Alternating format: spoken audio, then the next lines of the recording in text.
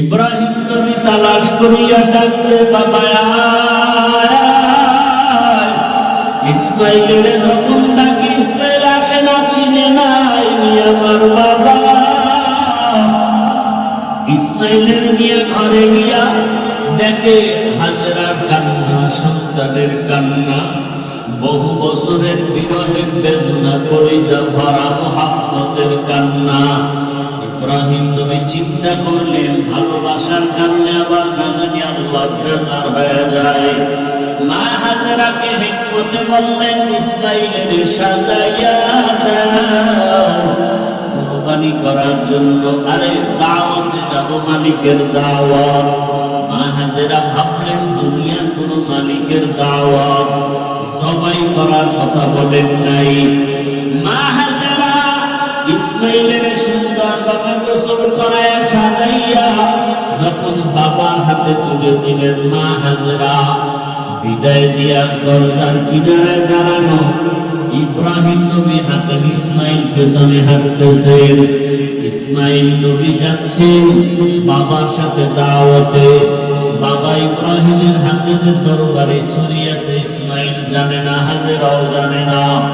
ইবলিসের মাথা গরম হয়, এখন ধোঁকা দেওয়ার জন্য ইসমাইলের কাছে গেল। ইব্রাহিম নবীরে ধোঁকা দিল, পাথর মারলো।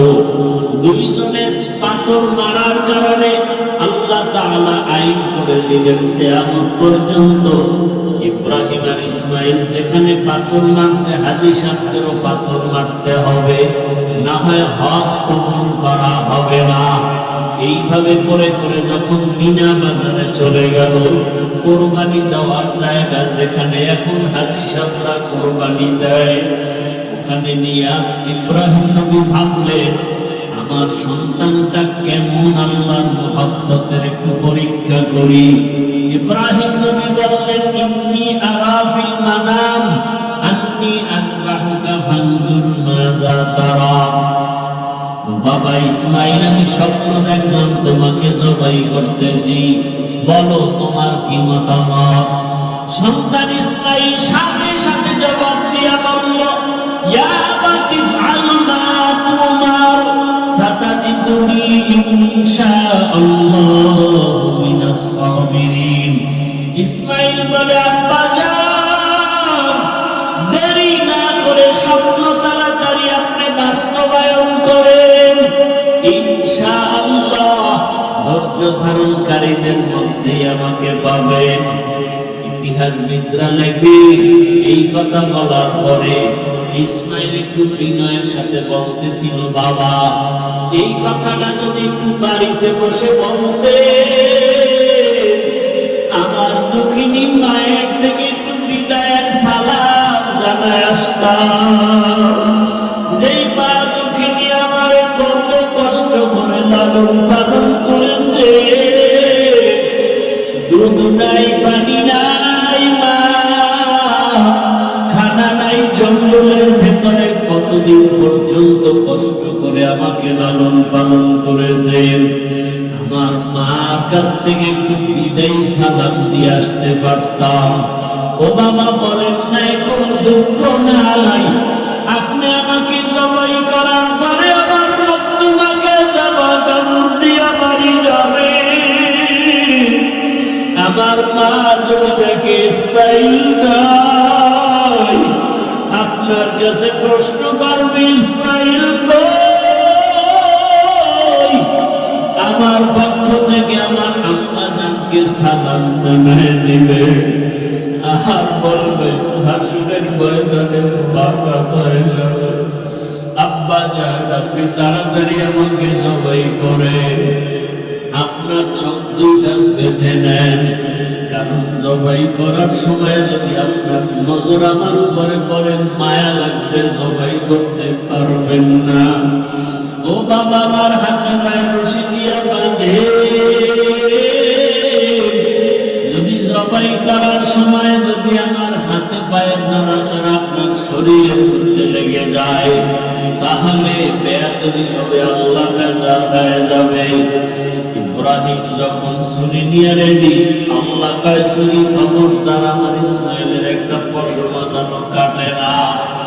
ছুরি যখন গলায় চালাইতে শুরু করলে ইসমাইল নবীর একটা পশম কাটতে পারল না। দ্বিতীয়বার আবার যখন পরীক্ষা করতে শুরু করলো, রক্ত হাতে না লাগা পর্যন্ত ছুরি চলবে। আল্লাহ ডাক দিয়ে কয়, জিবরাইল, আমি তো ইসমাইলের জবাই চাই না, আমি চাইছি তাদের অন্তরের মুহাব্বত। তাদের অন্তরের মুহাব্বত পরীক্ষায় তারা পাশ করেছে। তুমি তাড়াতাড়ি জান্নাত থেকে একটা দুম্বা নিয়ে যাও, ইব্রাহিমের চুলের নিচে দিয়া দাও, আর ইসমাইলের সরায়া দাও। ও পর্দার আড়ালের মা বোনেরা, ও বৃদ্ধ বাবাজিরা, আমার কলিজার যুবক বাবারা, সামনে কোরবানির পরীক্ষা, ওই সন্তান কোরবানি করার পরীক্ষা।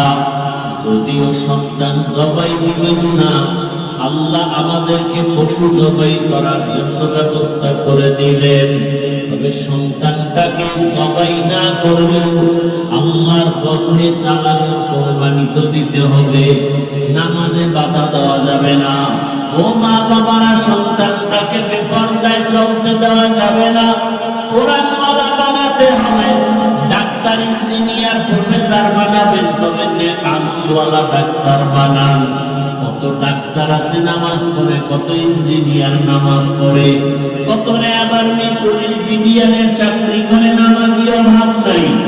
এমন একটা সন্তানকে আপনি চাকরিজীবী বানান, নামাজি চাকরিজীবী। নামাজ পড়বে, কোরআন পড়বে, মা বাবার জন্য দোয়া করবে। এতদিন যারা গুনার ভিতরে ছিলেন, তওবা করেন। ও আল্লাহ, ইব্রাহিম নবীকে যেভাবে পরীক্ষায় পাস করায় নিয়েছেন, আমাদেরকেও পাস করায় নেন। আমাদের সন্তানের পরীক্ষায় যেন আমরা ফেল না করি। ও যুবক বাবারা, তওবা করো। আর দাড়ি কাটবা না, নামাজ ছাড়বা না, বেপরদায় চলবা না। ইসমাইল নবীর মতো আল্লাহর হুকুমের সামনে নিজেকে কোরবান করে দাও। মরিয়া গেল, দাড়ি কাটবো না, নামাজ ছাড়বো না, মোবাইলে গুনাহ করবো না। ইব্রাহিম নবীর মতো বৃদ্ধ বাবাজিরাও তৈরি হওয়া যায়। আল্লাহর হুকুমের সামনে আর কোনোদিন আমি বিরোধিতা করবো না। মা হাত নূহ আলাইহিস সালাম বললেন, قال نوح رب لا تذر على الأرض من الكافرين ديارا إنك إن تذرهم يضلوا عبادك ولا يلدوا إلا فاجرا كفارا। দোয়া কবুল হয়ে গেছে। দোয়া কি হয়ে গেছে? আল্লাহ বললেন, হে পয়গম্বর নূহ, নূহ নবীর নাম কি জানেন নি? কথা বল না। নূহ নবীর নাম আব্দুল গফফার। নূহ নবীর নাম কি? নূহ শব্দটা আসছে কান্না থেকে, ক্রন্দনকারী। ইয়া নূহ, নূহ নবী এত কাঁদতেন আল্লাহর কাছে, আল্লাহ কান্নাওয়ালা শব্দ দিয়া ভালোবেসে ডাকছেন, ইয়া নূহ। আর আমাদের মধ্যে কান্না নাই, তাই এমনি তো নাচনেওয়ালা বুড়ি আরো যদি পায়। কান্না নাই, এর মধ্যে একদম বেশি কাদা লাগে না। অথচ আল্লাহ বলেন বেশি কাঁদো, কম হাসো। আল্লাহ রাসূল বলেন জাহান্নামের ভয়, লা ইয়ালিজুন নারা রাজুলুন বাকা মিন খাশিয়াতিল্লাহ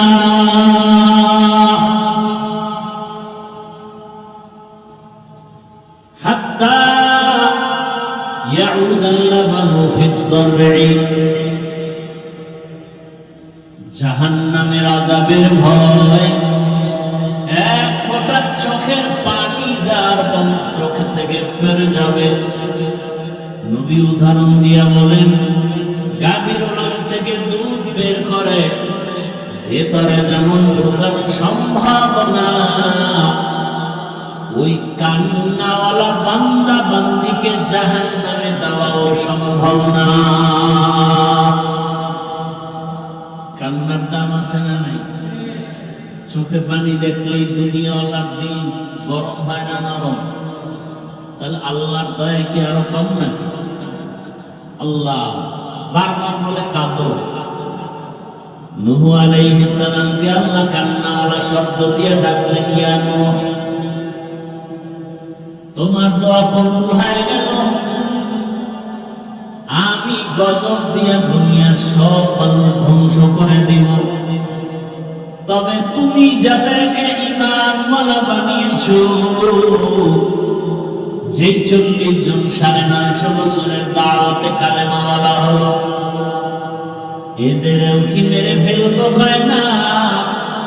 এদের হেফাজতের জন্য আল্লাহ বলেন, বড় আকারে সুন্দর করে একটা কিস্তি বানাও। আপনাদের কষ্ট লাগতেছে, খারাপ লাগতেছে, ঘুম আসতেছে? এই এতক্ষণ টাইম বাসায় থাকলে মোবাইলে গুনাহ করতেন, আর কি করতেন? এখন গুনাহ করতে কি সিনেমা হলে যাওয়া লাগে? আলাদা টেলিভিশন লাগে? আরে পৃথিবীর শ্রেষ্ঠ গুনার ফ্যাক্টরি কি? মোবাইল। কি এর মদের নেশা, বিড়ির নেশা, গাঞ্জার নেশা, সব থেকে বড় নেশা মোবাইলের নেশা। এ বিষয়ে কোনো আজ নাই। সরকার টাকা দিয়ে র্যাব, আর্মি, পুলিশ, বিডিআর লাগাই দিছে, মদের নেশাকে বন্ধ করো। হ্যাঁ, নেশা বন্ধ করো, নেশা। মোবাইল নেশা বন্ধ করার কোনো পদক্ষেপ নাই। আমরা টুকটাক বয়ান করি, এত অনেকের কলিজা জ্বলে, অথচ এই মোবাইল আমার দেশ ও জাতির যে পরিমাণ ক্ষতি করলো, মদে পরিমাণ ক্ষতি করে। মোবাইল যা ক্ষতি করলো, তাজা তাজা প্রাণ চলে গেল, তাজা প্রাণ চলে গেল। এই মোবাইল কেড়ে নিল, লেখাপড়া শেষ। আমাকে ওয়াজ মাহফিলে লেখাপড়ার ক্ষতি হয়, হ্যাঁ, বরং এখানে বয়ান শুনে কান্না করলে পরীক্ষা আর ভালো হবে। কপাল পরারা বড় বুঝে না, ক্রিকেট খেলা বন্ধ করে না কেন? পরীক্ষার ছেলেদের জন্য ক্ষতি না হয়, এই 1 মাসের জন্য পরীক্ষা যতদিন চলবে ততদিন সব চ্যানেল বন্ধ, টিভি বন্ধ, পত্রিকা বন্ধ। কারণ ছেলে মেয়েরা টেলিভিশন দেখে, মোবাইল বন্ধ। এটা না কামের কাম, আকাম করতে হয়, ওয়াজ বন্ধ করো, মাইকের সাউন্ড কমাও। বিয়ার অনুষ্ঠানে যে গান বাজে এটা কমায় না কেন? কি 5 তলা বিল্ডিং পর্যন্ত মনে হয় ভূমিকম্প শুরু হয়ে গেছে। আর কোরআনের বাগানে এসে কান্না করে দোয়া করলে আল্লাহ জেহেন খুলে দিবে, পরীক্ষারও সহজ হবে। এখানে বেশি আসা দরকার। কপাল খারাপ আমার। নূহ আলাইহিস সালামকে আল্লাহ কি বললেন? কি বানাও? কথা বলতে সবাই কথা বলেন। কিস্তি মানে কি দেখছেন? নিকাশ সব আওয়ামী লীগ, সব। কারণ আওয়ামী লীগের নৌকার জিকির করতে করতে নূহ নবীদেরও নৌকা বানাইছে। নূহ নবীরে আল্লাহ কি বললেন? এমন একটা কিস্তি বানাবা যে কিস্তির মধ্যে তোমার 40 জন মুমিন, তোমার সন্তান এবং পশু পাখির 1 জোড়া করে, 2টা হাতি, 1 জোড়া গরু, 1 জোড়া ছাগল, 1 জোড়া ভেড়া, 1 জোড়া উট, এইভাবে যত পশু পাখি আছে 1 জোড়া করে। আচ্ছা, দুনিয়াতে এমন কোন নৌকা আসেনি যে 1 জোড়া হাতি উঠাবেন, 1 জোড়া উট, 1 জোড়া গরু আর 40 জন মানুষ উঠবে আর এটা সিটে থাকবে? মিয়া 20 জন মানুষ উঠলি লারা সারা খায়, থাম থাম পড়বে, পড়বের মধ্যে 2 জন পড়ে গেছে। তা আসলে কি না নৌকা ছিল? নূহ নবীর এটা নৌকা না জাহাজ? তাহলে আমাদের এই নৌকা বলাটাও ভুল। আওয়ামী লীগের নৌকা কোন, এটা আমার জন্য কোনো দুঃখ নাই। আপনার কবরে আপনি যাইবেন, আপনি বাড়ি ছেড়ে জঙ্গলে পালাইবেন, এটা আপনার বিষয়। কিন্তু নূহ নবীর নৌকা আসলে কি কিস্তি, কি নৌকা না জাহাজ? জাহাজ। একতলা জাহাজ না, কয়েকতলা বিশিষ্ট জাহাজ। এক এক তলা এক এক প্রাণী রাখছেন। এ বিষয়ে ভিন্ন বর্ণনা আছে, ওদিকে আমি যাব না। এবার সব উঠলো, উঠার পরে আল্লাহ পাক পানি বন্যা দিলেন। একাধারে 40 দিন বৃষ্টি। কয়দিন? সব শেষ। নূহ নবীর এক সন্তান কেনান বলল, আমি পাহাড়ের উপরে উঠে যাব। পাহাড়ের উপরে পানি, মরে গেল। ওই জাহাজে যারা ছিল 40 জন মুমিন আর 3 জন নূহ নবীর সন্তান, এরা বেঁচে থাকলেন। পশু পাখি বেঁচে থাকলো। পানি বন্যা শেষ, পুরা জমিন সাফ, গাছপালা কিচ্ছু নাই। এমনকি বাইতুল্লাহ যেখানে ছিল সেটাও নিশ্চিহ্ন, সমান হয়ে গেছে। নূহ নবীর 3 সন্তান দিয়া নতুন করে পৃথিবীটাকে আবার আবাদ করা হলো। এজন্য বলা হয় নূহ নবী হলেন মানব জাতির দ্বিতীয় নবী। নূহ নবীর 3 সন্তান সাম, হাম, ইয়াফাস। এই 3 সন্তান মিলে ওই সময় একটা শহরকে আবাদ করলো, বর্তমান ইরাকের অন্তর্গত। ওই শহরের নাম বাবেল শহর। কি শহর? কোন এক সময় সেই বাবেল শহরের অধিপতি বেঈমান নমরুদ হলো। কে হলো? নমরুদ। জুলুম, অত্যাচার সীমাহীন করতে থাকলো, ক্ষমতার অপব্যবহার। একদিন নমরুদ স্বপ্ন দেখে আগুন উঠছে, আগুন ওইটা পুরা বাবেল শহর ধ্বংস করে দিচ্ছে। ভয়ে ঘুম থেকে উঠে গণকের ডাকলো, গণনা কর। কি দেখলাম? শনি দেখছো? শনি। আগুন দেখো নাই? একটা পুত্র সন্তান জন্ম হবে, তোমার খোদাগিরি সব ধ্বংস করে ফেলবে, জুলুম অত্যাচারের ইতি টেনে ফেলবে। নমরুদ বলে, গণনা করো, ওই পুত্র সন্তান কি মায়ের গর্ভে না দুনিয়ায়? বলে, দুনিয়ায় আসে নাই, মায়ের গর্ভেও আসে নাই, আসবে। বলে, হ্যাঁ। নমরুদ তখন আইন জারি করলো, স্বামী আর স্ত্রী এক জায়গায় থাকা যাবে না।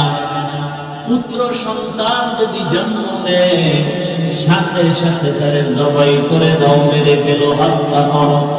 এটাকে বলে বার্থ কন্ট্রোল, জন্ম নিয়ন্ত্রণ। পৃথিবীর ইতিহাসে প্রথম জন্ম নিয়ন্ত্রণ আইন করে বেঈমান নমরুদ।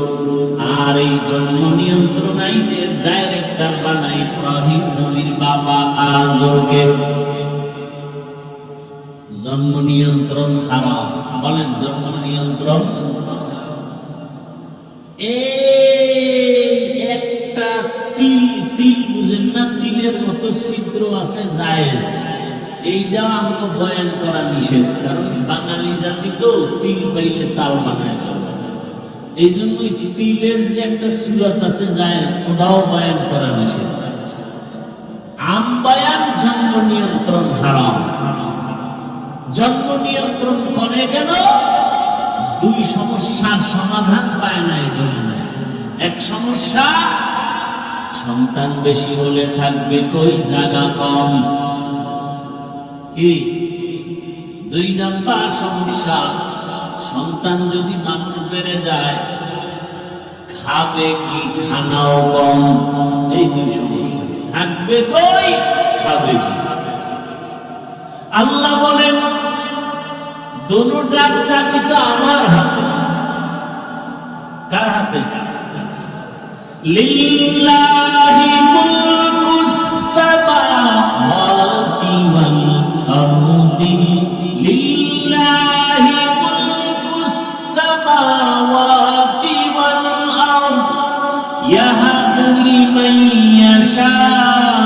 إناثا ويهب لمن يشاء الذكور أو يزوجهم ذكرانا وإناثا ويجعل من يشاء عقيما إنه عليم قدير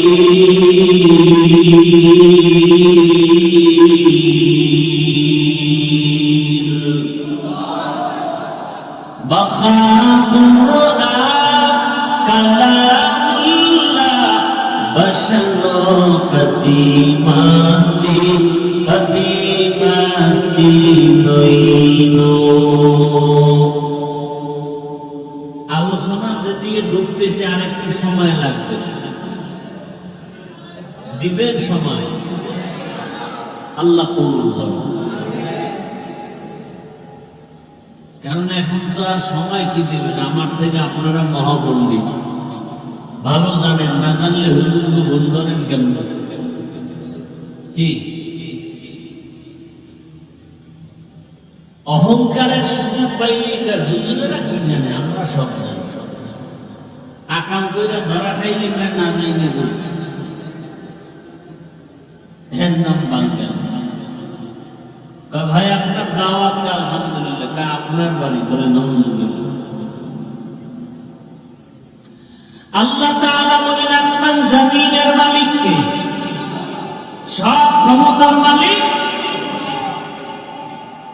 আমি আল্লাহ চাইলে কাউকে ছেলে দেই কাউকে মেয়ে দেই আমি আল্লাহ যদি চাই কাউকে দুটা দেই আবার আমি আল্লাহ চাইলে কোনোটাই আর আপনারা স্লোগান শুরু করছেন কি ছেলে হোক মেয়ে হোক দুটোর বেশি নয় একটা হলে ভালো হয় না হইলে আরো ভালো কেন সন্তান বেড়ে গেলে থাকবে কই খাবে কি আল্লাহ কার তাকায় দেখ জমিন তো ছিল না ছিল এক সময় পানি আর পানি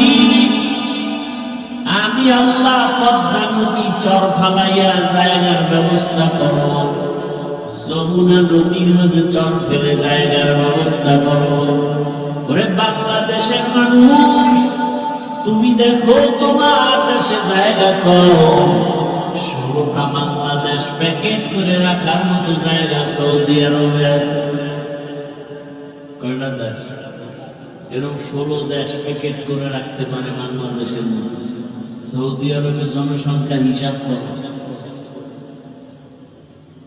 আজকে সারা বিশ্বে আমাদের দেশের লোক আছে না মধ্যপ্রাচ্যে বাঙালি অভাব নেই কাজ করতেছে আল্লাহ চালাইতেছে আল্লাহ এভাবে বন্টন করে দিচ্ছেন এভাবেই চলবে আল্লাহর ক্ষমতা তুমি নিজের মধ্যে নিয়ে ফাও চালাকি কেন করো তাহলে জায়গা এখনো ঘুরেন না বাংলাদেশ ঘুরেন না কত জায়গা বাকি কত বিশাল বিশাল চর পড়ে আছে থাকার ব্যবস্থা কে করবেন এবার হলো খাবে কি মুরব্বীরা আমাকে একটু সহযোগিতা করবেন 1 কাঠা জমি ধরেন 1% জমিনে 50 বছর আগে যে পরিমাণ ধান হইতো এখন কি কম না বেশি কে বাড়াইছে সরকার না আপনার দাদা কে বাড়াইছে আগে 10টা পেয়ারা খাইলেও জিভে টের পাওয়া যেত আর এখন এত বড় বড় পেয়ারা এক পেয়ারা একজনে খাওয়া একটা বেদানা একটা আপেল কত বড় বড় রিজিক কে বাড়াইলেন না খায় মরছে কেউ খাইয়া মরতেছে এত খাওয়া খায় পেট ফুলে জায়গা আমাদের দেশে একদিন কাঁঠাল খাইছে জনমের খাওয়া খাইয়া এক ঘুম দিছে সকালে পেট ফুলে জাগাচ্ছে বাঙালি তো খাওয়ান পাইলে আর কোনো কথা নাই কি ডাক্তার মিষ্টি খাইতে নিষেধ করছে, সবে বরাতের মিষ্টি খেতে গেছে নিশ্চয়ই, তাও আমার কোলের দাও নিয়ে গেছে, এক প্যাকেট ডান হাত দিয়া লইয়া আবার ভিতরে দিয়া বাম হাত ঢুকাই দিছে আর এক প্যাকেটের জন্য। কি আছে না নাই?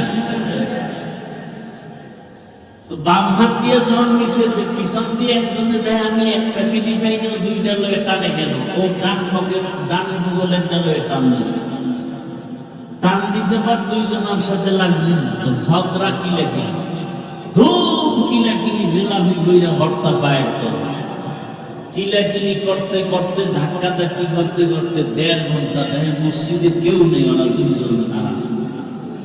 এইবার কার কত ক্লান্ত হয়ে গেছে, জেলাপি পাইলাম না, কার মসজিদে আসবে খাওয়ার জন্য এত পাগল।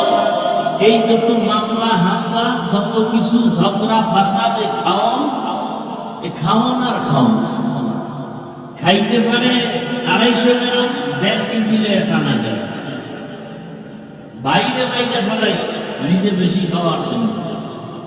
বাবাকে পর্যন্ত হত্যা করে, নিজে সম্পদের মালিক হবে, বিনিময়ে কি হলো? শেষ পর্যন্ত জেলখানার আসামি, জায়গার জায়গায় জায়গা পড়ে রইল, না বাবায় পাইল, না ভাই পাইল, না নিজে পাইল। শেষ ফল বিচারক ফাঁসির হুকুম দিয়ে দিল। এই তো এই একটা মাইয়া পাওয়ার জন্য যুবক পেছনে লাগছে, তো এর পেছনে আর এক যুবক একে মেরে ফেলছে। মেরে ফেলার পরে এবার মাইয়াও জেলখানায়, ছেলেও কি জেলখানায়, পরিণাম ফলে হয়েছে ফাঁসি। কি হইল?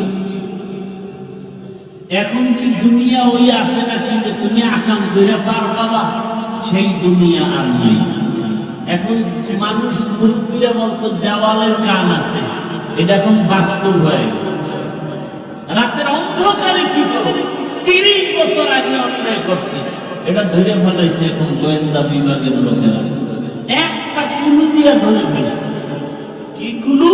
সিগারেট খাইয়া সিগারেটের পাশা ফালাইয়া গেছে, ওইটা ধইরা আসামি ধরে ফেলেছে। একটু থুথু নিক্ষেপ করেছে, এখান থেকে টিস্যু ঘাস মুইছা টিস্যু ফালাইয়া, পুলিশ এসে ওখান থেকে ধইরা ওই টিস্যু থেকে বের করছে আসামি। কি আছে না নাই? আমি এটি বানায় বলতেছি, জেনে শুনি আর বড় তো আকাম বন্ধ নাই। আর এই সোনার বাংলা কোনোদিন সোনার বাংলা হবে না যতদিন পর্যন্ত চোরগুলোর হাত কাটা না হবে। আমার দেশের চুরি যতদিন বন্ধ হবে না ততদিন পর্যন্ত এই জমিনে শান্তি আসবে না। আল্লাহর কসম করে বললাম, কোনোদিন শান্তি আসবে না। বাংলাদেশে কি পরিমাণ টাকা মানুষের কাছে, অথচ গরিবরা পোশাক পায় না শীতের মধ্যে, কোরবানির গোশত খাইতে পারে না, আর মাইক লাগায় স্লোগান দেয় কেউ খাবে কেউ খাবে না। তা হবে না, চাপাবাজির অভাব নেই। মানুষ পশুর চরিত্রের থেকে খারাপ হয়ে গেছে। একটা কুকুরকে মারলে কষ্ট পায়, মানুষকে হত্যা করতে কষ্ট পায়। আল্লাহ হেদায়েত দান করুন। এই কথাগুলো কে বলো? যার ভাগে কম পড়ে, যে বাধা হয় পরে ওই মাইনাস কর, মামলা নাই।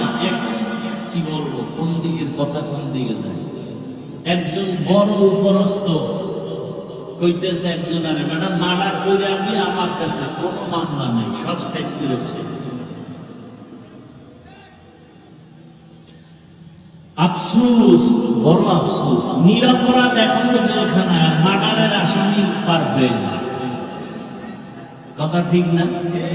কই ওসমান হাদির হত্যার বিচার হয়েছে? এটা একটা কথা।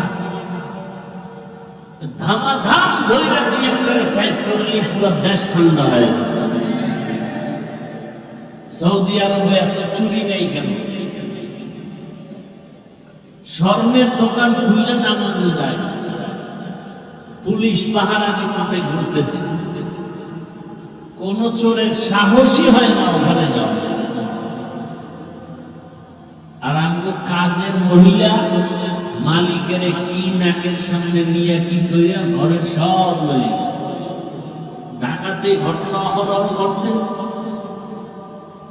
এখন কাজের লোকের ঘরে কাজের লোক রাখাও বড় কঠিন, বড় মুসিবত। এক কথায় কচুপাতার পানি যেমন একটা নিরাপত্তাহীন, আমাদের জীবনটা তেমন অবস্থায় আছে। রাস্তা দিয়ে চলতে গেলে কোনো নিরাপত্তা নেই, বড় কঠিন হালাত। কে কখন কি করে ফেলে বলাও যায় না।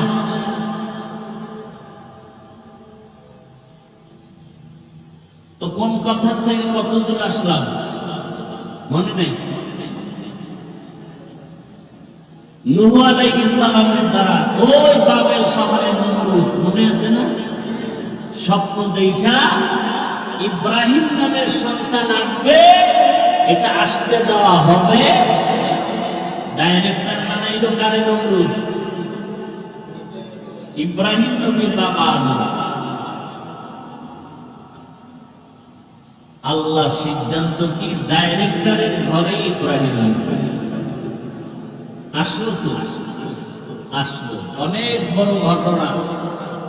শেষ পর্যন্ত ইব্রাহিম নবীকে মা গোপনে গোপনে লালন পালন করে বড় বানাইছে। এখন চেহারা সুন্দর দেখে তো যে দেখে তারই কি লাগে? মায়া, মহব্বত বেড়ে যায়। বাবার মায়া, ঘরে লালন পালন হয়ে গেল। নমরুদেরও মায়া লাগছে দেখা।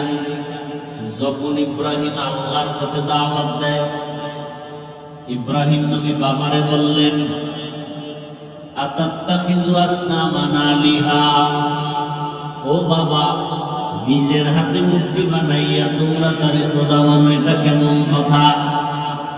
নিজের হাতে মূর্তি বানায়, মাছিও সরাইতে পারে, সামনে দুধ কলা দেয় খাইতো, ফাঁকে দিয়ে মাছি এসে খাইছে, খাইয়েছে। কথা ঠিক না? এরে আবার খোদা মানে, কথা ঠিক? ইব্রাহিম নবী বললেন, নিজের হাতে খোদা বানায় এটা আবার তুমি পূজা করে, এটা কেমন কথা?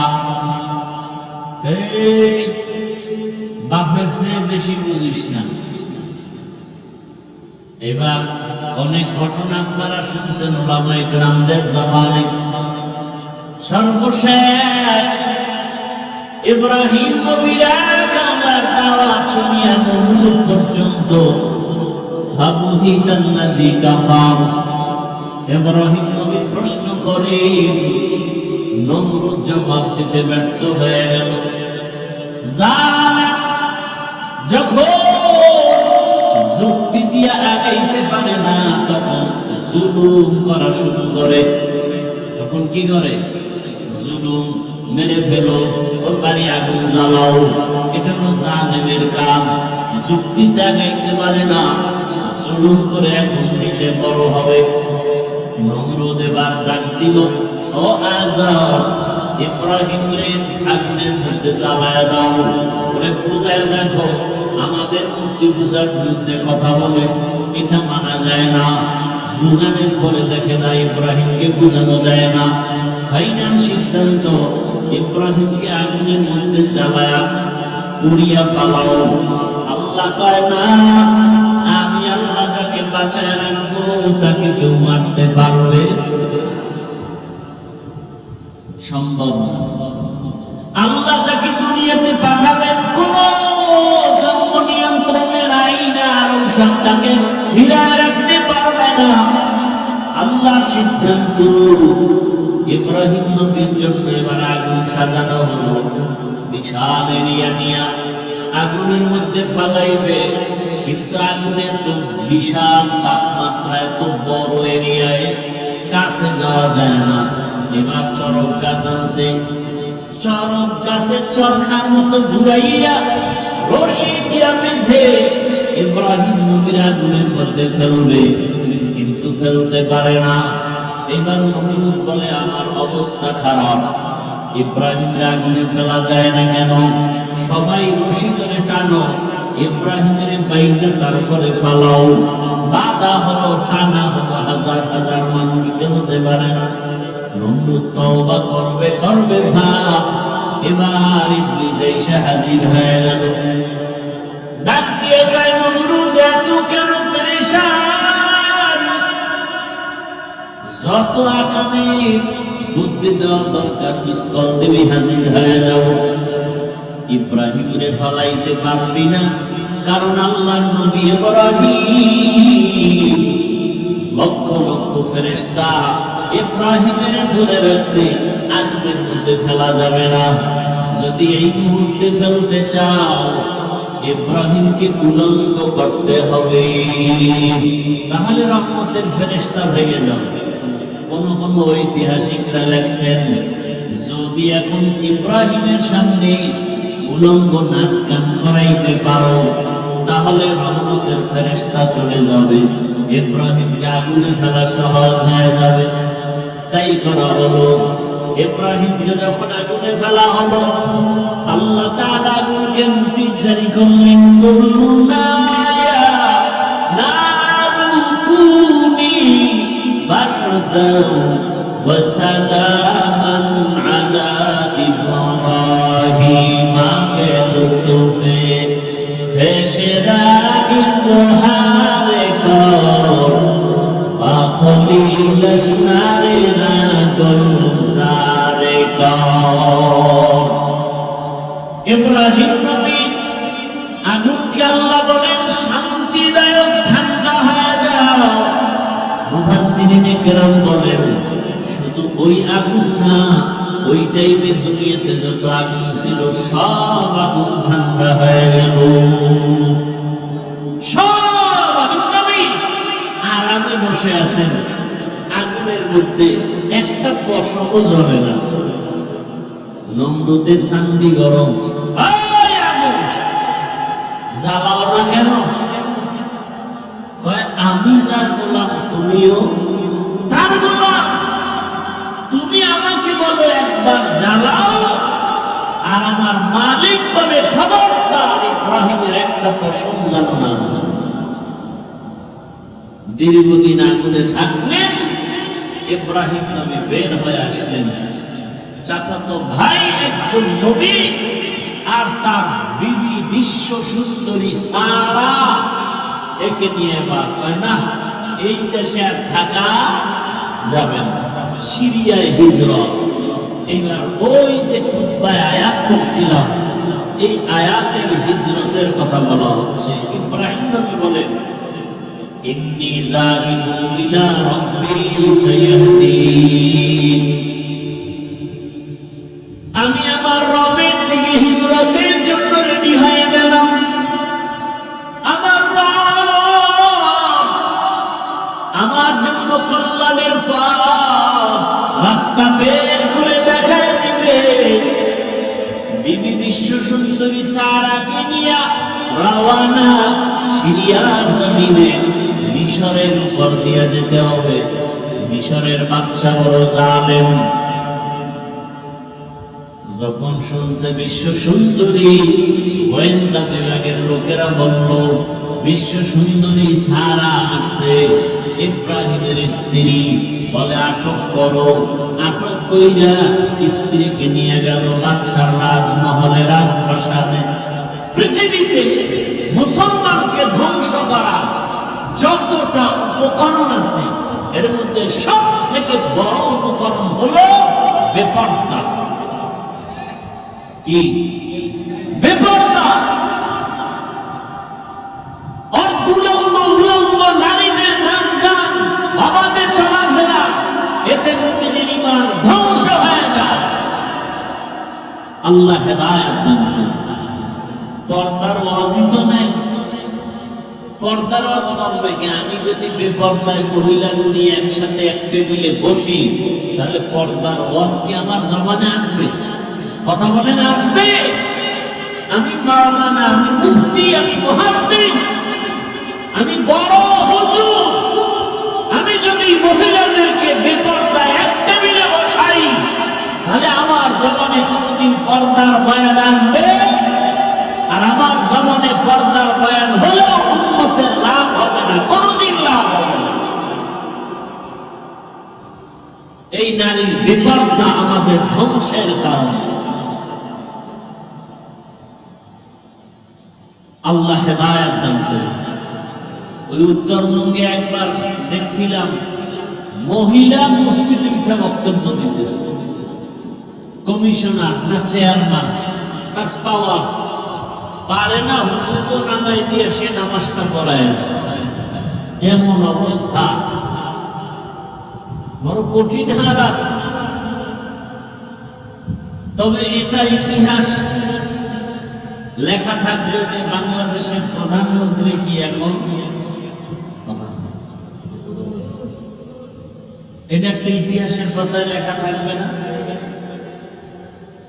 প্রধানমন্ত্রী পুরুষ।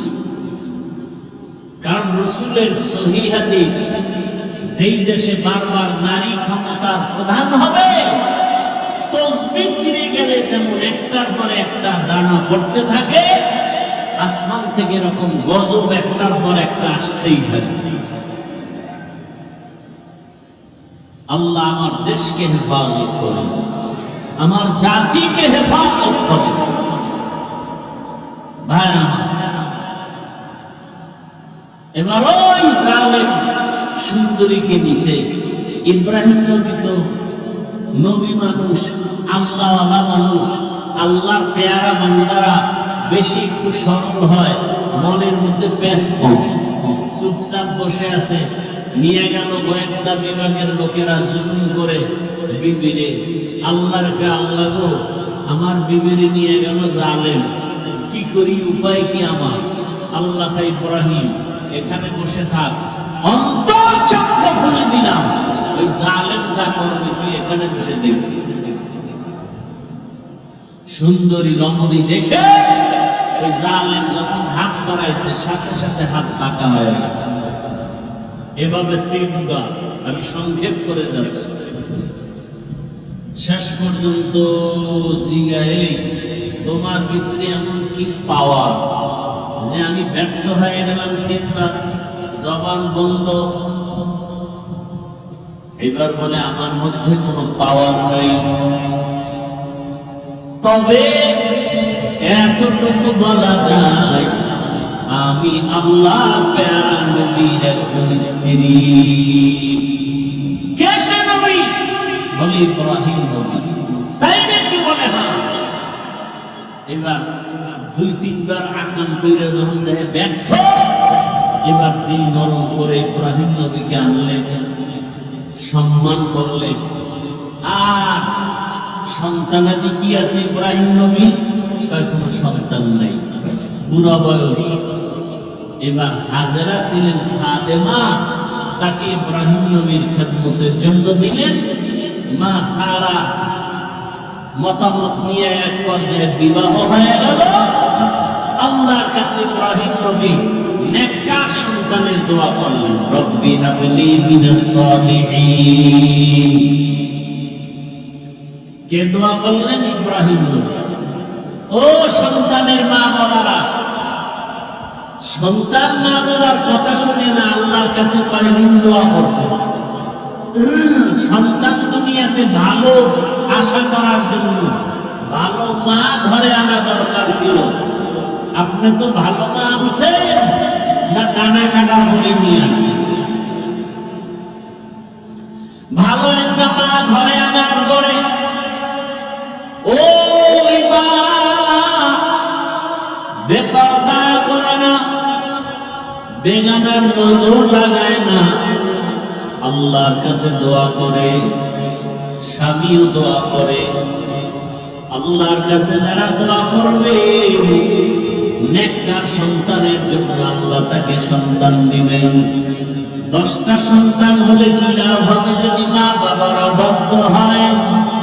সন্তানের কারণে যদি মা বাবা জেলখানায় যেতে হয়, মা বাবা যদি সন্তানের অপরাধের কারণে সমাজে মুখ দেখাইতে না পারে, এমন সন্তান 10টা হওয়ার দরকার নাই।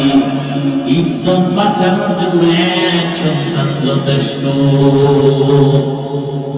আল্লাহর কাছে চাইতে হবে। ইব্রাহিম নবী পুরো বয়সে দোয়া করলেন, হে আল্লাহ, একটা নেককার সন্তানের ব্যবস্থা করে দেন। আল্লাহ দোয়া কবুল করে সংবাদ দিয়ে দিলেন, ফাবাশশারনাহু বিগুলামিন হালিম। আমি একটা বিচক্ষণ ধৈর্য ধারণকারীদের অন্তর্ভুক্ত একটা সন্তানের সুসংবাদ দিলাম। মা হাজেরার গর্ভে আল্লাহ সন্তান দিলেন, নাম রাখলেন কি? ইসমাইল।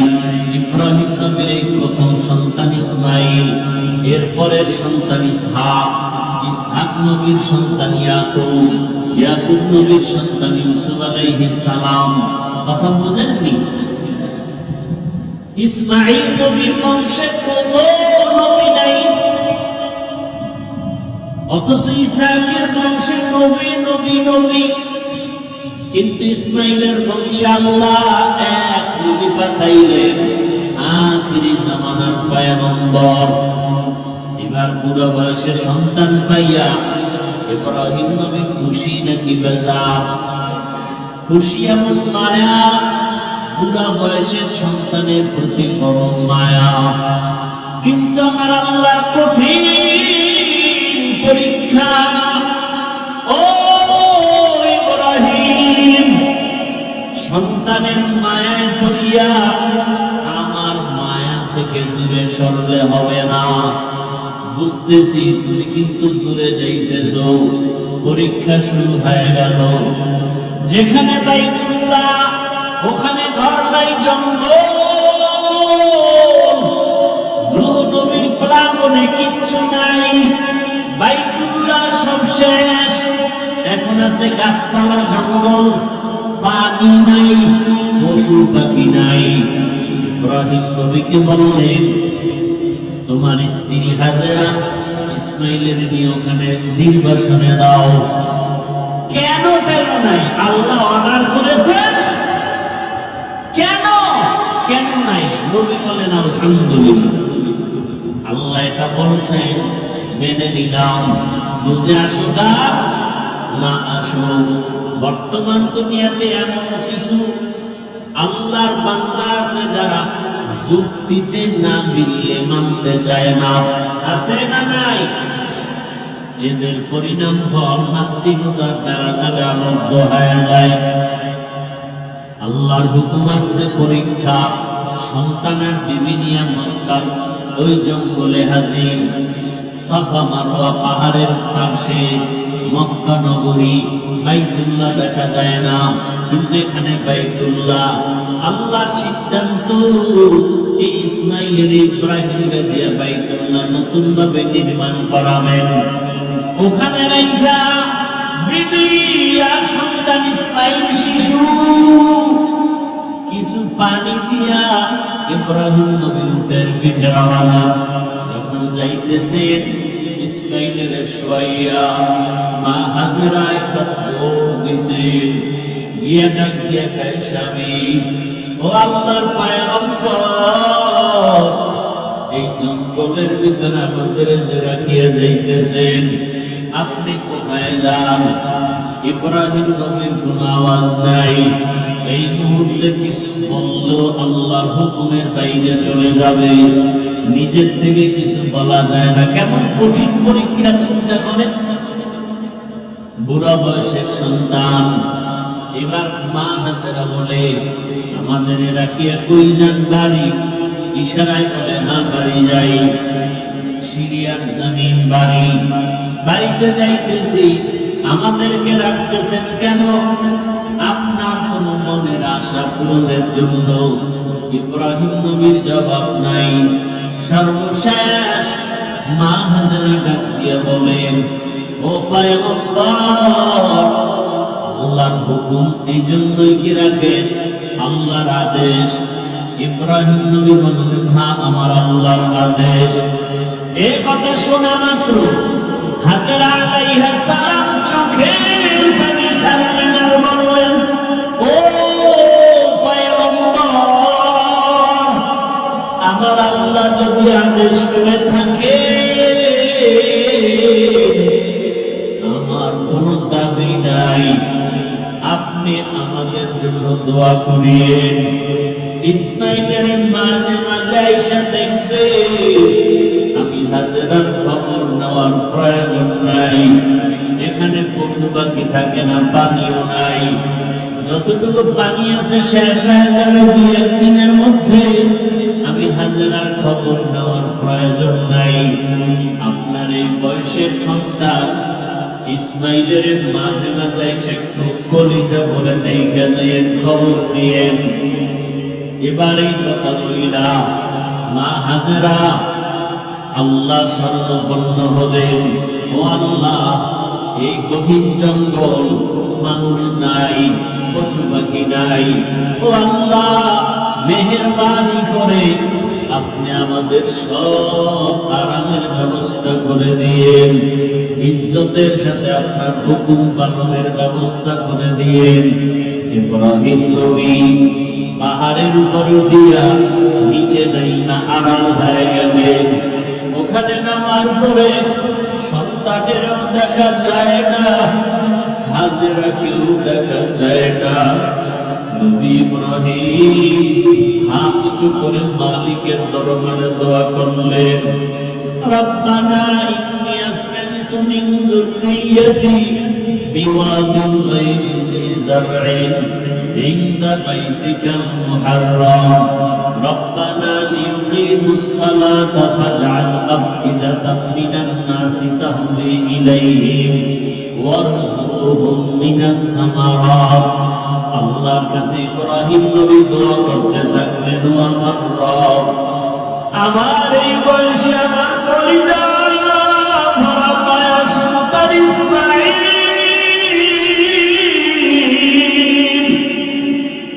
আমার এই জীবনের শেষ, আমার কলিজা ভরা মায়া আমার হাজেরাকে রাখিয়া এমন জায়গায় আপনি রাখতে বলেছেন, আমি প্রশ্ন করি নাই। ও দয়ার মালিক, একটা মানুষ নাই, পশু পাখি নাই, পানি নাই, ও আল্লাহ কি হবে জানি না। আমি দোয়া করতেছি আপনি কুদরতের দ্বারা বসবাসের ব্যবস্থা করে দেন, রিজিকের ব্যবস্থা করে দিয়েন, পানির ব্যবস্থা করে দিয়েন, আর ধৈর্য ধারণ করার ব্যবস্থা করিয়েন। আপনি যদি ওদের দেন, ওরা নামাজ আদায় করবে, আপনার শুকর আদায় করবে। ইব্রাহিম নবী দোয়া করে চলে গেলেন। এদিকে মা হাজেরা আর ইসমাইল ছাড়া কেউ নাই। পানি শেষ হয়ে গেল, একদিন, দুই দিন, তিন দিন। মা হাজেরা বাচ্চাকে দুধ দেয়, দেখে ইসমাইল একদিন করে দুধও পায় না। মা তার জিহ্বাটা ইসমাইলের মুখে দেয়, দেখে জিহ্বায় কোনো পানি নাই। মা পাগলের মতো হয়ে গেল, সন্তানের এত আকুতি।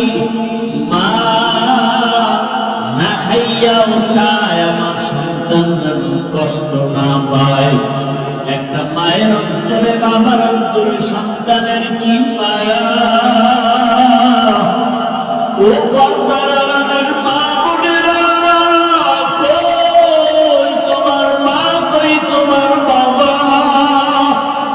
যেই মা বাবা না খাইয়া তোমারে আমারে বড় বানাইছেন, আজকে ওই মাকে কবরে রাখিয়া কেমনে আরামে ঘুমাও? ওই বাবারে কবরে রাখিয়া কেমনে আরামে ঘুমাও?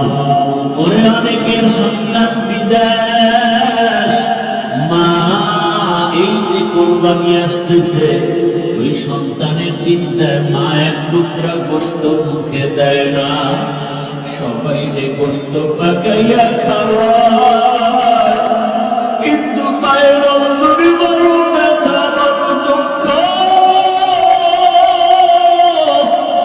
আমার সন্তান আমার কাছে নাই,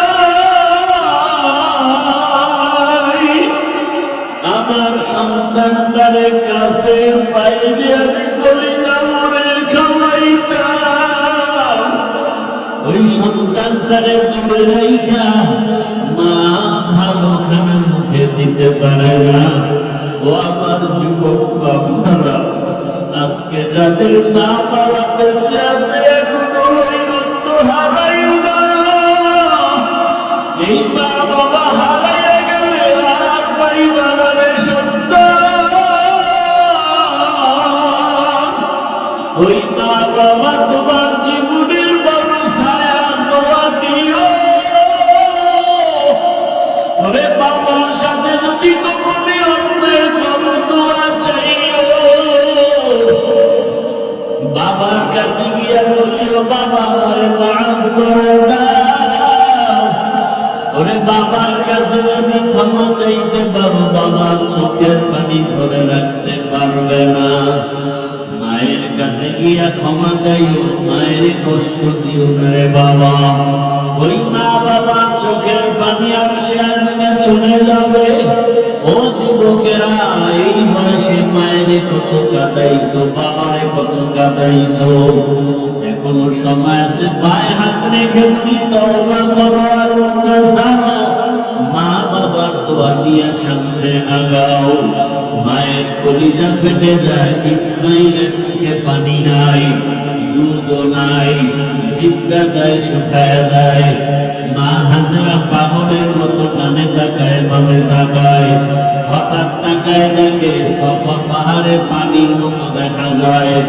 মা হাজেরা দৌড় দিলেন, গিয়া দেখে সূর্যের একটু আলো পায়া বালুগুলো পানির মতো চিকচিক করে, আসলে পানি না। মা হাজেরা চোখের পানি ছেড়ে কাঁদেন, আবার ইসমাইলের দিকে নজর দেন, আবার মারোয়া পাহাড়ে দৌড়ায়। এইভাবে 7 বার দৌড়াইলেন। মা হাজেরা এমন ভাবে দৌড়তেছে, আমার মালিকের কাছে এত মজা লাগছে। আমার আল্লাহ ডেকে বলে, ও ফেরেশতা জিবরাইল, আমার হাজেরা যেই জায়গায় দৌড় দিল, ওই সাফা মারওয়ায় যদি হাজী সাহেবরা 7 বার হাজেরার মতো দৌড় না দেয়, আমি কোন হাজী সাহেবের হজ কবুল করব না। ওই হাজেরার স্মৃতি আমার কাছে ভালো লাগছে। আজকে যত হাজিরা দৌড়ায়, উমরা করতে যায়, হজ করতে যায়, মা হাজেরা যেখানে একটু জোরে দৌড় দিয়েছে, ওই জায়গায় চিহ্ন দেওয়া আছে সবুজ বাতি, ওই জায়গায় সব হাজিরা দৌড়ায়। আরে কেমন মানুষ, আজকে হাজার হাজার বছর পর্যন্ত ওই মক্কা নগরীতে মা হাজেরার স্মৃতিচারণ হচ্ছে। আর আমরা কেমন মানুষ, আমাদের নামটা মা বাবায় নিতে চায় না। সন্তান হিসাবে বড় খারাপ হয়ে গেলাম, বাবা হিসাবেও খারাপ। ওরে এমন চরিত্র, সারাদিন রাত মোবাইল নিয়ে ঘুরে করি। আজকে আমাকে স্বামী হিসাবে স্ত্রীও ভালো জানে না, বাবা হিসাবে সন্তানও ভালো জানে না। মনে মনে ঘৃণা করে, বাবায় ঘৃণা করে মোবাইলের দ্বারা, স্ত্রী ঘৃণা করে, আমার স্বামী ঘৃণা করে মোবাইলের দ্বারা। আসলে তোমার দুনিয়াতে আমার মাওলা স্মরণ করবে দূরের কথা, আপন স্ত্রীর কাছেই তো ভালো হইতে পারলাম না। ও কপাল পোড়া মুসলমান, আপন সন্তানের কাছে ভালো বাবা হইতে পারল না, কপাল বড় খারাপ। ওরে আপন সন্তানের কাছে আদর্শ বাবা হইতে পারি নাই, আপন ছাত্রের কাছে আদর্শ শিক্ষক হইতে পারি নাই, আপন মুসল্লিদের কাছে আদর্শ ইমাম হতে পারি নাই, আপন স্ত্রীর কাছে আদর্শ স্বামী হতে পারি নাই। আমার কপালে তো খারাপ হয়ে গেল। ওরে আদর্শ বাবা হইয়া যদি কবরে যেতে পারতাম, কলিজা দিয়া সন্তান দোয়া করত, স্ত্রীর কাছে আদর্শ স্বামী যদি হতে পারতাম, আমার স্ত্রী কলিজা ভরে দোয়া করত, ছাত্রদের কাছে যদি আদর্শ শিক্ষক হতে পারতাম, ছাত্ররা কলিজা ভরে দোয়া করত। জনগণের কাছে যদি আদর্শ প্রতিনিধি হতে পারতাম, জনগণ মরিয়া গেল দোয়া করত। লোকটা বড় সৎ ছিল, কোনদিন মিথ্যা বলে নাই, জনগণের ক্ষতি করে নাই। মানুষই হইতে পারলাম না। আল্লাহর বান্দারা চক্ষু দুইটা বন্ধ করে চিন্তা করেন, আদর্শ বাবা কি হইতে পারছে? আদর্শ মা কি হইতে পারলেন? আদর্শ স্ত্রী হইতে পারলেন কিনা? আদর্শ স্বামী হইতে পারলেন কিনা? আদর্শ শিক্ষক হইতে পারলেন কিনা? আদর্শ শিক্ষিকা হইতে পারলেন কিনা? আদর্শ ইমাম হইতে পারলেন কিনা? আদর্শ মুসলিম হইতে পারলাম কিনা? নিজে নিজে চিন্তা করিয়া তারপরে মাওলার কবরের দিকে রওনা হয়ে যাই। কোন দিন মরণ হবে জানা নাই। মা হাজেরা দৌড়ায়, সন্তানের পেরেশানি, চোখে পানি। হঠাৎ করে গাইবি আওয়াজ, কে যেন ডাক দিছে হাজেরা, কে যেন আস্তে করে শব্দে আওয়াজ দেয় হাজেরা। মা হাজেরা কান সজাগ, কোথা থেকে ডাক আসতেছে জানা নাই। মা হাজেরা নজর করে দেখে, আজকে যেখানে বাইতুল্লাহ আল্লাহর ঘর, ওই বাইতুল্লাহ তখন ছিল না, নিশ্চিন্ত। ওই জায়গা থেকে একটু আওয়াজ, মানুষের সুরাতে একজনে দাঁড়ায় দাঁড়ায় ডাকতেছে। তিনি ছিলেন জিবরাইল ফেরেশতা। মা হাজেরা দৌড়ায় আর কাকে বলে, আমার ইসমাইল, আমি আমার ইসমাইলের জন্য পাগল, আপনি কি একটু সহযোগিতা করবেন? আমার মাওলা কি দেখে না? জিবরাইল আলাইহিস সালাম তার পাখা দিয়া বাড়ি বাঁধলেন। ইসমাইল নবীর পায়ের গোড়ালি দিয়া পানির ফোয়ারা বের হয়ে গেল। মা হাজেরা পাথর দিয়ে আটকাইয়া বললেন, জমজম, হে পানি থাম থাম। ওই পানি আজ পর্যন্ত চলে। হাজার হাজার কোটি মিলিয়ন ট্রিলিয়ন মিলিয়ন লিটার পানি হাজি সাপড়া নেয়, কমেও না বাড়েও না। নবীজিকে সাহাবায়ে কেরাম জিজ্ঞাসা করছিলেন, ইয়া রাসূলুল্লাহ, এই জমজম পানি বাড়েও না কমেও না, এত পানি হাজি সাপড়া নেয়, এই জমজম কূপের নিচটা কোথায় লাগানো? নবী বলেন, এই জমজমের নিচের সম্পর্ক হাউজে কাউসারের সাথে লাগানো। এই জমজমের পানি বড় বরকতের পানি। এই পানি বসে পান করো বাধা নাই, দাঁড়ায় পান করো বাধা নাই।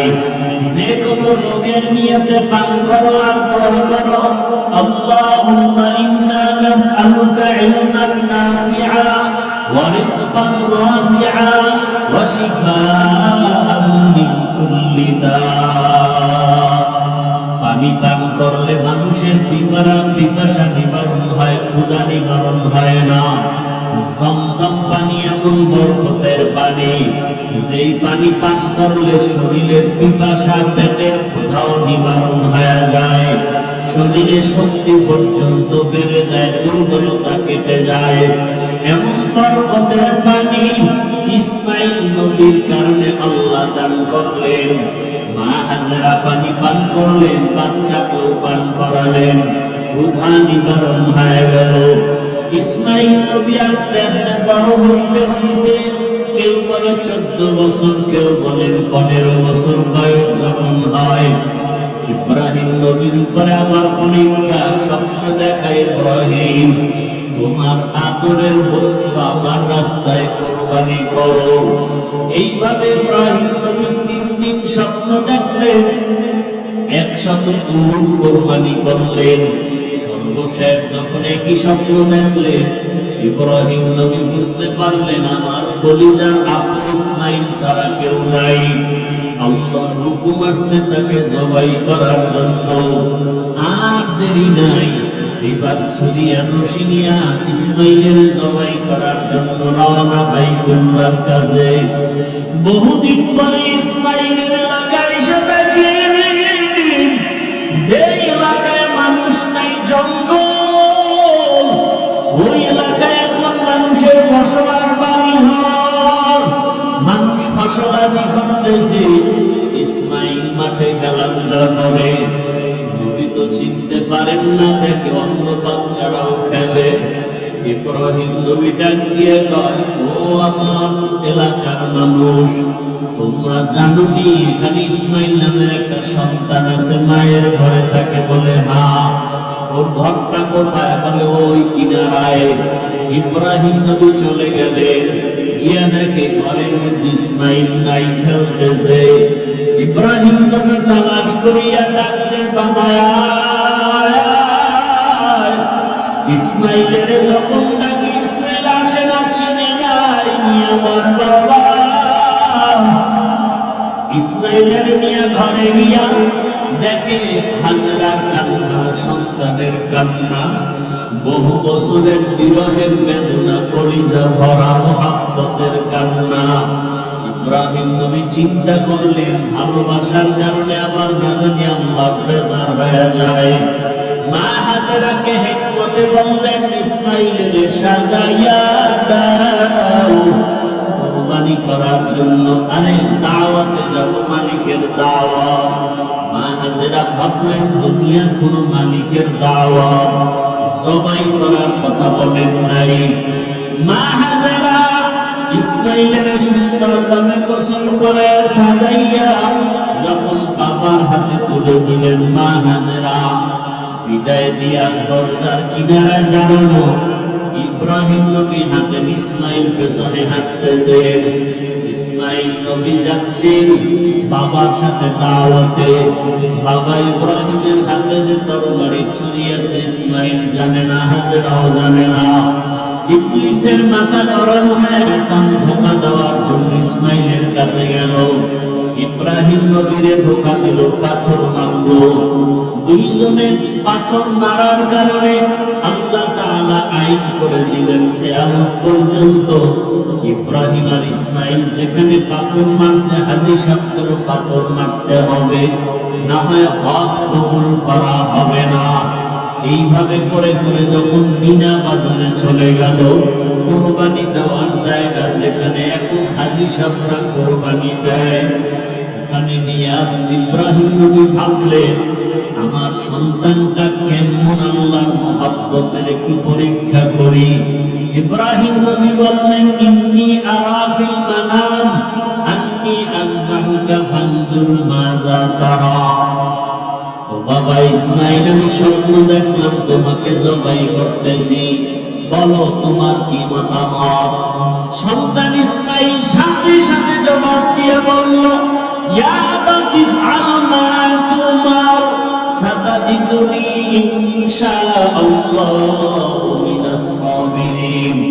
ইসমাইল বলে, আব্বা জান, দেরি না করে স্বপ্ন তাড়াতাড়ি আপনি বাস্তবায়ন করেন, ইনশাআল্লাহ ধৈর্য ধারণকারীদের মধ্যে আমাকে পাবেন। ইতিহাসবিদরা লেখে এই কথা বলার পরে ইসমাইল একটু বিনয়ের সাথে বলতেছিল, বাবা এই কথাটা যদি একটু বাড়িতে বসে বলতে, আমার দুঃখিনী মায়ের থেকে একটু বিদায়ের সালাম জানায় আসতাম। যেই মা দুঃখিনী আমার কত কষ্ট করে লালন পালন করেছে, দুধ নাই, পানি নাই, মা খানা নাই, জঙ্গলের ভেতরে কতদিন পর্যন্ত কষ্ট করে আমাকে লালন পালন করেছেন। আমার মার কাছ থেকে একটু বিদায়ী সালাম দিয়ে আসতে পারতাম। ও বাবা বলেন নাই, কোনো দুঃখ নাই, আপনি আমাকে জবাই করার পরে আমার রক্ত মাখে যাবে, কাপড় দিয়ে বাড়ি যাবে। আমার মা যদি দেখে ইসমাইল নাই, আপনার কাছে প্রশ্ন করবে, ইসমাইল কই? আমার পক্ষ আপনাকে সালাম জানায় দিবে আর বলবে হাসুরের ময়দানে মুলাকাত হয়ে যাবে। আব্বা জান আপনি তাড়াতাড়ি আমাকে সবাই করে আপনার চোখ দুইটা বেঁধে নেন, কারণ সবাই করার সময় যদি আপনার নজর আমার উপরে পড়ে মায়া লাগবে, সবাই করতে পারবেন না। ও বাবা আমার হাতে পায়ে রশি দিয়া বাঁধে, যদি সবাই করার সময় যদি আমার হাতে পায়ের নাড়াচাড়া আপনার শরীরের মধ্যে লেগে যায়, তাহলে বেয়াদবি হবে, আল্লাহ বেজার হয়ে যাবে। ইব্রাহিম যখন ছুরি নিয়ে রেডি, আল্লাহ কয় ছুরি খবরদার আমার ইসমাইলের একটা পশম যেন কাটে না। ছুরি যখন গলায় চালাইতে শুরু করলে ইসমাইল নবীর একটা পশম কাটতে পারলো না। দ্বিতীয়বার আবার যখন পরীক্ষা করতে শুরু করলো, রক্ত হাতে না লাগা পর্যন্ত ছুরি চলবে। আল্লাহ ডাক দিয়া কয় জিবরাইল, আমি তো ইসমাইলের জবাই চাই না, আমি চাইছি তাদের অন্তরের মুহাব্বত। তাদের অন্তরের মুহাব্বত পরীক্ষায় তারা পাস করেছে, তাড়াতাড়ি জান্নাত থেকে একটা দুম্বা নিয়ে যাও, ইব্রাহিমের ছুরির নিচে দিয়া দাও আর ইসমাইলের সরায়া দাও। ও পর্দার আড়ালের মা বোনেরা, ও বৃদ্ধ বাবাজিরা, আমার কলিজার যুবক বাবারা, সামনে কোরবানির পরীক্ষা, ওই সন্তান কোরবানি করার পরীক্ষা। যদিও সন্তান জবাই দিবেন না, আল্লাহ আমাদেরকে পশু জবাই করার জন্য ব্যবস্থা করে দিলেন। তবে সন্তানটাকে জবাই না করলেও আল্লাহর পথে চালানোর কোরবানি তো দিতে হবে। নামাজে বাধা দেওয়া যাবে না। ও মা বাবারা, সন্তানটাকে বেপরদায় চলতে দেওয়া যাবে না, কোরআনওয়ালা বানাতে হবে। ডাক্তার, ইঞ্জিনিয়ার, প্রফেসর বানাবেন, তবে নেক আমলওয়ালা ডাক্তার বানান। কত ডাক্তার আছে নামাজ পড়ে, কত ইঞ্জিনিয়ার নামাজ পড়ে, কত আর্মি, পুলিশ, বিডিআরের চাকরি করে, নামাজি অভাব নাই। এমন একটা সন্তানকে আপনি চাকরিজীবী বানান, নামাজি চাকরিজীবী, নামাজ পড়বে, কোরআন পড়বে, মা বাবার জন্য দোয়া করবে। এতদিন যারা গুনার ভিতরে ছিলেন তওবা করেন। ও আল্লাহ, ইব্রাহিম নবীকে যেভাবে পরীক্ষায় পাস করায় নিয়েছেন, আমাদেরকেও পাস করায় নেন। আমাদের সন্তানের পরীক্ষায় যেন আমরা ফেল না করি। ও যুবক বাবারা, তওবা করো আর দাড়ি কাটবা না, নামাজ ছাড়বা না, বেপরদায় চলবা না। ইসমাইল নবীর মতো আল্লাহর হুকুমের সামনে নিজেকে কোরবান করে দাও। মরিয়া গেল, দাড়ি কাটবো না, নামাজ ছাড়বো না, মোবাইলে গুনাহ করবো না। ইব্রাহিম নবীর মতো বৃদ্ধ বাবাজিরাও তৈরি হয়ে যান। আল্লাহর হুকুমের সামনে আর কোনদিন আমি বিরোধিতা করবো না। মা হাজেরার মতো মা বোনেরাও তৈরি হয়ে যান। হাজেরা যেমন ইসমাইলকে আল্লাহর রাস্তায় কুরবানি দিতে কোনো প্রশ্ন করেন নাই, বরং শুকর আদায় করেছেন। আপনারাও সন্তানটাকে আল্লাহর পথে চালান। ডাক্তার হবে নামাজি ডাক্তার, নামাজ পড়নেওয়ালা ইঞ্জিনিয়ার, নামাজ পড়নেওয়ালা একজন প্রফেসর। আল্লাহ সবাইকে তৌফিক দান করেন, আমিন। আলহামদুলিল্লাহি রাব্বিল আলামিন, والصلاة والسلام على سيد الأنبياء والمرسلين وعلى آله وأصحابه أجمعين. يا أرحم الراحمين، يا أرحم الراحمين، يا أرحم الراحمين، رب ارحمهما كما ربياني صغيرا.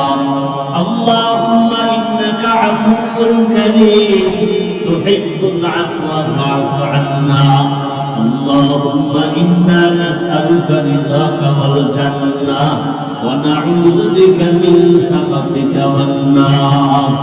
উদয়ার মালিক, গুনাহের বোঝা নিয়ে আপনার দরওয়াজায় হাজির।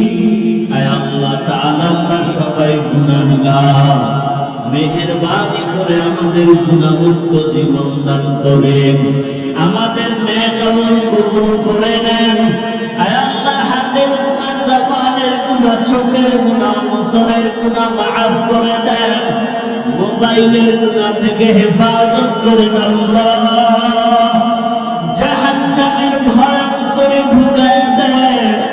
আয় আল্লাহ, আমাদের সন্তান, আমাদের পরিবার দ্বীনের উপরে মজবুত করে দেন।